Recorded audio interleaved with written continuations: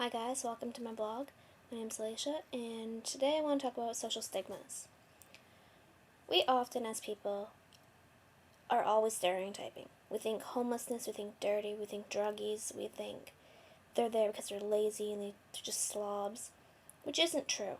A lot of the people that are on the street have mental illnesses or, through no fault of their own, have suffered a big loss. So it isn't fair to judge them based on the fact that they're living on the streets. And I'm currently working on a documentary about homelessness and mental illness and how they relate, and I just wanted to share a little bit about that with you. A lot of people that are on the streets are there because they're mentally ill. They don't have what it takes to pay for the meds, they can't make day-to-day decisions, and they need treatment. And the problem with mental illness is they deny it.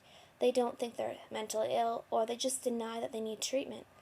And because of that, they need someone to look after them, and a lot of them don't have families or don't have families who can support them, so they end up living on the streets. And the thing is, our social safety network that we used to have, where people would be put in a psychiatric hospital, given the treatment they needed, meds were regulated, and that just isn't there anymore. We do have a psychiatric hospital, but it doesn't have the same facilities, it isn't as large, and it doesn't have the same care that it used to. And I think, as a society, we really need to get rid of a lot of these social stigmas. Just because you're mentally ill, it doesn't mean you can't function. I mean, with the proper meds and the proper treatment, psychiatric care, you could function normally on a day-to-day basis just like anybody else.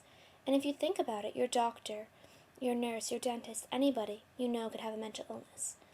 And according to someone I talked to, her name's Nancy at the Salvation Army, anyone can come down with a mental illness at any time.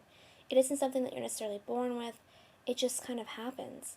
And you really need to think about that when you see a homeless person or you see someone with a mental illness.